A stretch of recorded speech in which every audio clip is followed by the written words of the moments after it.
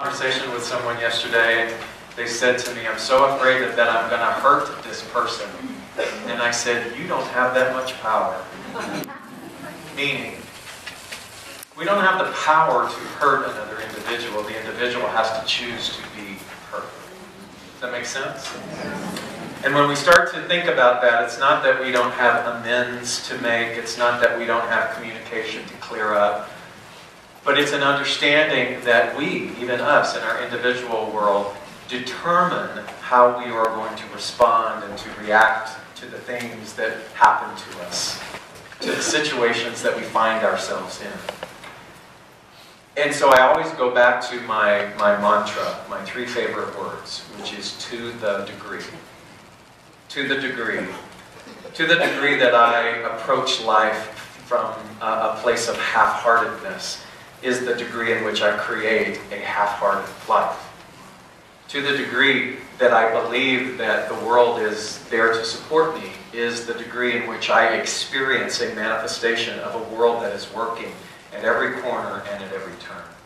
Everything takes itself back to the realm of the mental. And at the level or the percentage of our participation in belief is exactly what it is that we get back. And so I look at opportunities like today. Today is about ritual. And sometimes there are rituals that we have become so ingrained within us that they lose their meaning. And so what I want to say to you is that in a ceremony that has to do with releasing the old and welcoming the new, to the degree of your willingness and your participation to really authentically make room to release that which no longer serves you and make room for and welcome that which is awaiting all of that infinite possibility is the degree in which you and I will have that experience together. And as I was thinking about that and thinking about this upcoming year, there were two mantras, I guess, that I sort of adopted. One is actually from our founder, Ernest Holmes, and it's very simple. And he said, prepare your mind to receive the best that life has to offer. Prepare your mind to receive the best that life has to offer, because the best of life already exists. But we must prepare mentally. We must be receptive to that. Otherwise, it's just out there somewhere like a carrot that is being dangled in front of us that seems to always elude us. And then we perpetually live in this state of futurizing everything. But as we prepare our mind to receive that which already exists, then our days begin to be beautifully designed and we become the architect or the designer of our experience. The other one was a couple of sentences from a rabbi from ancient biblical times. His name was Rabbi Shimon ben Gamliel. And the first statement that he said that was archived by him was, do not mistake talk for action. Wow. And the other one was this, all my life I have been brought up among the sages, and I have found nothing better for a person than silence. Study is not the most important thing, but practice. And whoever talks too much brings about sin. So I'm just going to stand here. But what these two brilliant minds were saying in terms of preparation and in terms of action comes from that place of conscious, deliberate choosing, something that is the grassroots, fundamental truth of our philosophy. It isn't enough for you and I to bury our nose in a book or to talk about concepts, but there will come a point where you and I will be called to put forth into action the things that we say that we believe in. And what better time for us to prepare the way, to make way or make room for that, than it's something so ceremonial as the passage of one year into the next. And so today could literally be a benchmark for you, whereby your nose is lifted out of those pages of what you could do or what you should do. And it begins to be the fuel by which you and I begin to move and fill our days with in terms of the way in which we participate with one another. I couldn't help it. I got out the 2012 calendar, the SLCA version, and I started to flip through, and I went all the way back to January. It was hard to believe. It was January 17th, where I walked into this boardroom atop of this office building, and I sat down with all of these people, and I signed on the dotted line that we would purchase this building. And as I reflect back in this year, I get that it was so much more than just signing a piece of paper. That what it was actually opening a portal by which the future of this particular facility, this particular community, will begin to branch out and offer this philosophy to a waiting world. And to do it in a whole new way, in a whole new design. And from that, then, we began to enter into a remarkable kind of tailspin of a year. It was last February where our recently formed choir traveled to New Orleans, and they were the featured performers at the Global Conference for Centers for Spiritual Living. And you got to remember, Penelope hadn't been on the job that long. The choir was fairly new, and here they were, the featured entertainment, and they blew the house down with over 1,000 people. And I remember standing over back, against the corner wall, just beaming, and it dawned on me the celestial speed of intent. That when you say yes to something, we hear from Emerson, we hear from all of these wise sages, that they say that the moment that you say yes, that the universe provides the way. The universe provides the way, where before there seemed to be no way.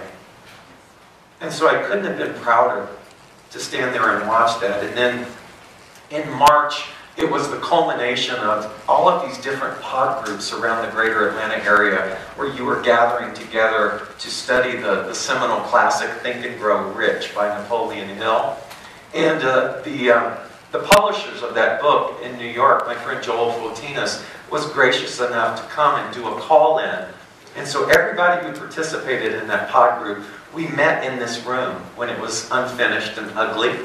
And he called in, and we got to listen, and we got to talk, and we got to experience the potency of you and I gathering together in smaller community circles. And then we went through April, where Barbara Marx Hubbard called and said, "I want to come speak." And we went, "Duh, come on." And so here was this iconic figure who came and spoke to us, and we celebrated Easter. May was our first demolition party. How many of you showed up with hard hat and vest and came, and the knockdown walls? I guess all of those people expired. A few of you were here. But it was remarkable to come into this building and then go to it. I mean, we cleared out everything. We took every single wall down and started and put our sweat and our intention into what it is that we are experiencing today. In the summer, in June, we honored our volunteers with an appreciation dinner. In July, the president of our organization, Dr. John Waterhouse, came and spoke to us. August, we had our Poet Laureate winner. We also had Dr. Will Coleman come and speak to us for the first time, and he's now a part of our faculty. In September, it was classes and classes and more classes, and we actually began to box up and finally create everything from our old Druid Hills offices to where we actually moved out and said goodbye. In October, we worked virtually and somehow managed to produce a gay pride float. And we did all kinds of things in that month that were a testament to the intricate workings and the consciousness of the staff. And in November, Dr. Lloyd Tupper came and gave us a farewell in the Rich Auditorium. And then 11/11 we were in here. And now in December, after just barely a month and a half, we are able to live stream and people are able to watch us from all over the globe. And so in that year, those are just events. But what is woven in between all of those events is you. Your spiritual practice, your personal issues, the things that you had to go through. There were many nights that I and several of your leaders sat in this building in the dark going, how are we going to do this? And then watching as a divine idea came to our treasurer, Karen Ratz, and we were able to go out into the community and ask people if they would be willing to be guarantors, if they would be willing to lend them their names and their credits so that we could begin to establish credit at our own, something that didn't exist within the 30 years of this organization. And so slowly but surely, that snowball of intent began to grow larger and larger until we experience what it is that we're having today. And I know that it doesn't stop here. I know that we have barely begun to chip away at the iceberg of possibility that stands before us. And so I look at this, I look at the unknown, and I think about our reaction to the unknown. And how sometimes we approach that unknown with fear and with hesitancy and with anxiousness, or we have the opportunity, and what we learn and what we continue to practice is to approach the unknown from a place of expectancy of good. Even this week, I had an obligation. I'm a part of a program called Leadership to Cab. And so a part of my training in this year-long leadership program is to do a ride-along in a police car for an entire 10-hour shift. And so, you know, tell us where you're going to. Oh my God. I wish I could say, hey, I was like, bring that on. I'm so ready for that. And then Friday was my day, and I had this just pit in my stomach. And you know, when you're anxious about something, the unknown, we can come up with a myriad of things in order to create excuses and procrastinations as to why not to do it. But I finally showed up at the precinct, and I wanted to be in the precinct too that our building resides in, because I wanted to know what was going down. But I showed up, and I sat in the room. You know, it's very Hill Street Blues, where they're all getting their assignments for the day. And I sat there, and then the sergeant asked me what it was that I did. And I said, I'm a minister. And they went, oh, put him with Lieutenant Cruz. Because Lieutenant Cruz was a professed, not an atheist so much as someone who didn't subscribe to organized religion. Because you see, they have to take turns praying before they get dispatched out. And they said, every time Lieutenant Cruz prays, he stinks. So maybe you can teach him how to pray. So Lieutenant Cruz and I got into the car, and off we went. And but intermixed, interwoven in all of that activity was some pretty amazing discussion. And I said, so how does a good old Southern boy like you escape this attachment to the dogma of religion, which is so prevalent in the South? And he said, because I read.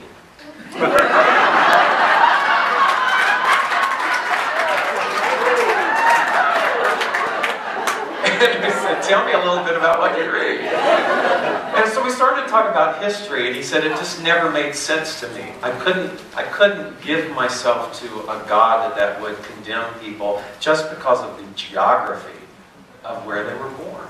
And I went, you are my new best friend.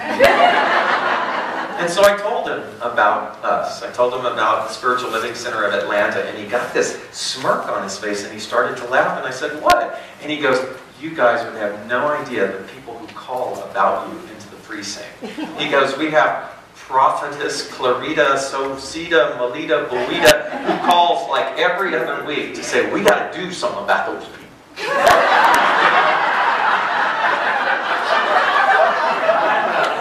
And I said, give her my number.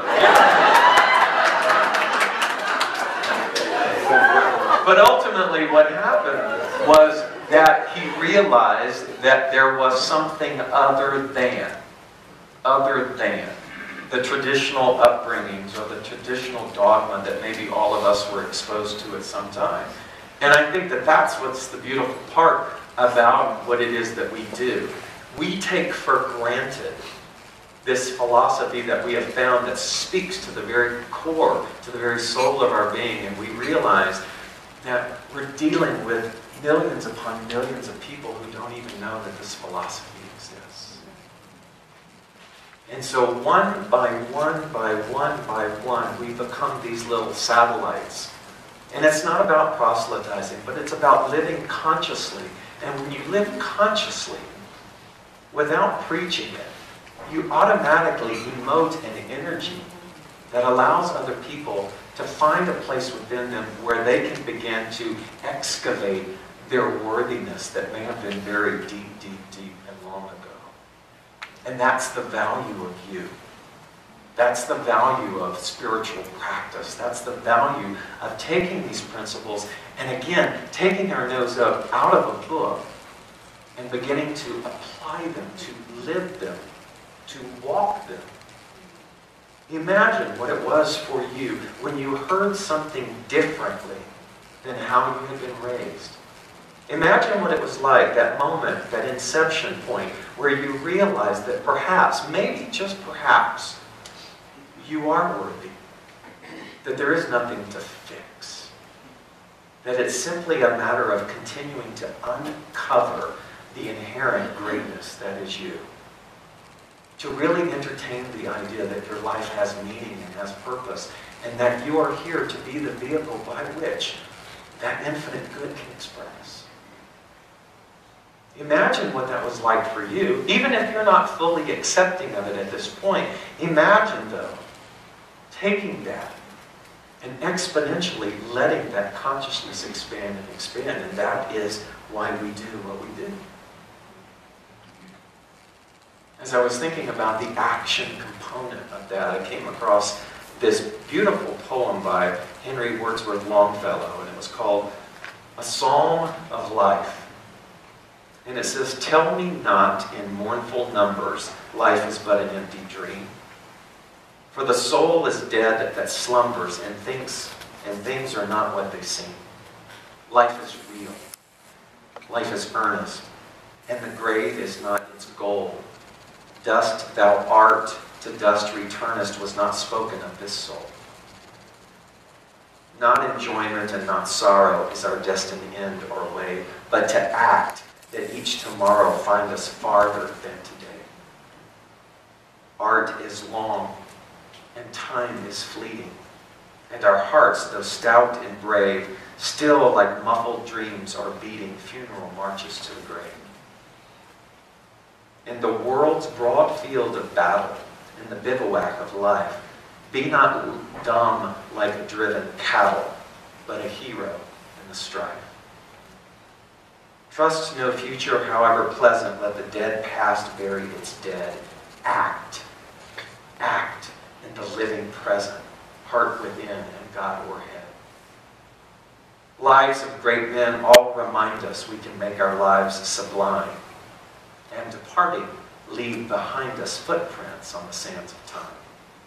Footprints that perhaps another, sailing over life's solemn main, a forlorn and shipwrecked brother, seeing, shall take heart again.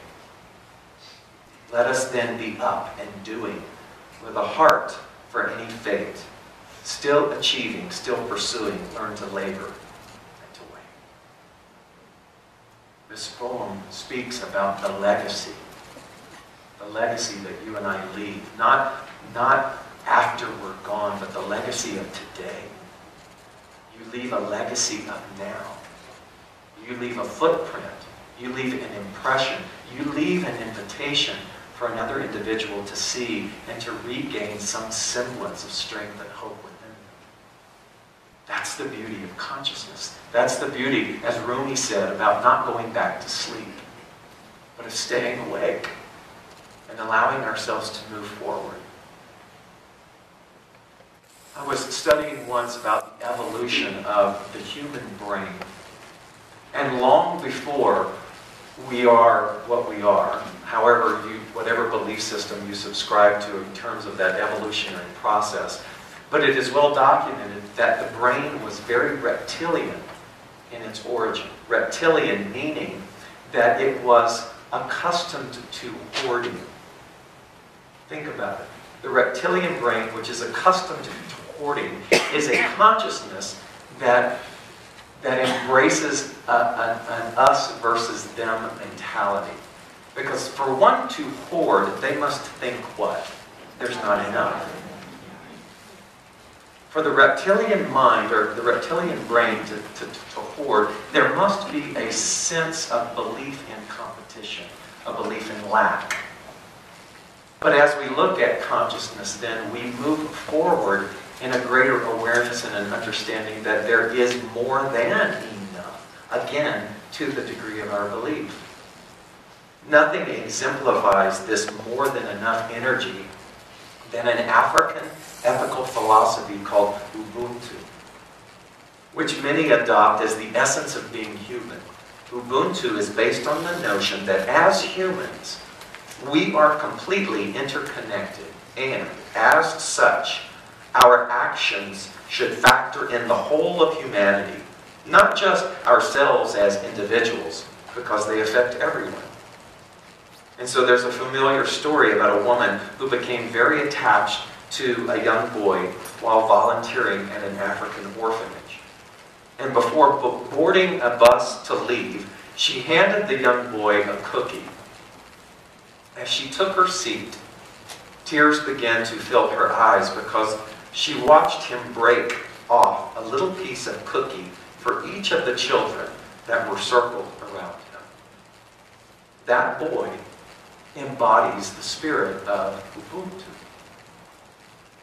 His actions are reflective of the need to be part of the group, the nurturing of the collective. I think as Americans sometimes, in our independence, we have isolated ourselves from interdependence. The interdependence meaning the interconnectivity of each of us. And as we've mentioned here in these last few weeks about our disconnect. You know, here we are, we have this amazing technology, and this technology, all it does sometimes, if not consciously used, is exacerbate the disconnect. And so this energy of Ubuntu is encouraging you and I, it's waving, it's beckoning for you to begin to participate in doing life in a whole new realm.